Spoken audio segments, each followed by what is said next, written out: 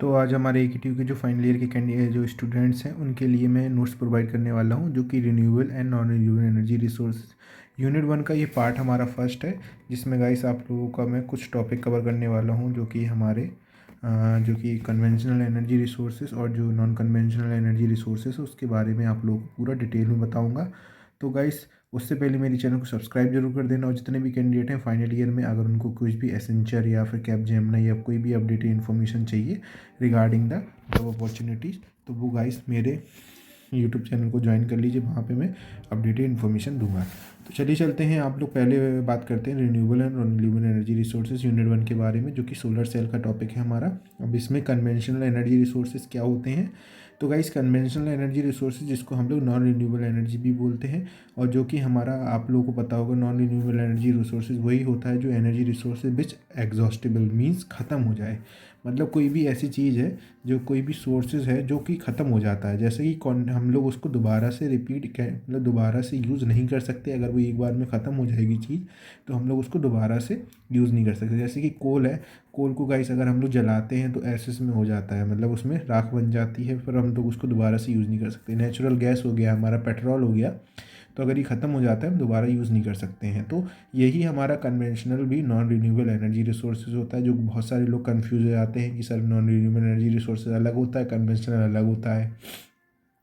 तो हमारा यही एग्जाम्पल इसके कोल होने वाले हैं, नेचुरल गैस होने वाली है, पेट्रोल होने वाला है। ठीक है, अब बात करते हैं इसके एडवांटेज और डिसएडवांटेज के बारे में। तो ये प्रोडक्शन आर वेरी लो। इसका एडवांटेज है कि इसके जो प्रोडक्शन होता है बहुत ही कम क्वांटिटी में होता है, क्योंकि मोस्टली देखा जाए तो इसका जो कोल का प्रोडक्शन है बहुत ही लिमिटेड अमाउंट में है। और इसका डिसएडवांटेज हमारा ये है कि ये नेचुरल के फ्रेंडली नहीं होते, क्योंकि नेचर को बहुत ज़्यादा हार्म होता है, क्योंकि इसके प्रोडक्शन से, और इस अगर जलता भी है तो नेचुरल गैस भी प्रोड्यूस भी होती है, तो वहाँ पर बहुत ज़्यादा हार्मफुल होता है, क्योंकि उसके एसेस या पॉल्यूशन होता है, तो जिसकी वजह से इन्वायरमेंट के लिए बहुत ही ज़्यादा हार्मफुल है हमारा ये। ठीक है, अब बात करते हैं नॉन कन्वेंशनल एनर्जी रिसोर्सेज के बारे में गाइज।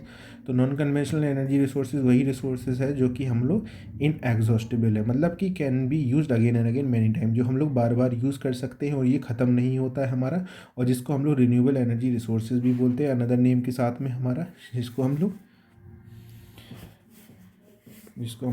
रिन्यूएबल एनर्जी रिसोर्सेज भी बोलते हैं। ये टैगलाइन कर लीजिए।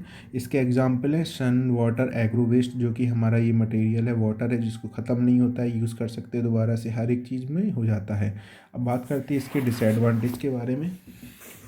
तो इसके जो डिसएडवांटेज है, पॉल्यूशन है जो कि हार्मफुल है वाइल्ड लाइफ नेचर के लिए, हाई कॉस्ट अमाउंट में प्रोड्यूस होता है।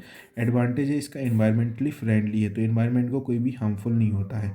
तो गाइस ये छोटा सा फर्स्ट पार्ट था हमारा इस चैनल का। अगर आप लोग अगर और पार्ट चाहते हैं और अगर आप लोग इसकी नोट्स प्रूफ चाहते हैं तो मैं आप लोगों के लिए एक व्हाट्सएप का ग्रुप क्रिएट कर देता हूँ वहाँ पे, क्योंकि बहुत सारे ग्रुप भी मेरे पास बने हुए हैं, तो जिससे आप लोगों को बहुत सारी हेल्प होगी, और जितने भी फाइनल ईयर के बैच के जो फर्स्ट वीक में हमारे एग्जाम होने वाले हैं उनके लिए बहुत ही हेल्पफुल होगा। तो कुछ इस तरीके के नोट्स हैं गाइस, आप लोगों को नोट्स बनाने की कोई प्रॉब्लम नहीं है, मैं आपको प्रोवाइड कर दूंगा। तो thank you guys watching this video, subscribe कर देना और लाइक ज़रूर कर देना।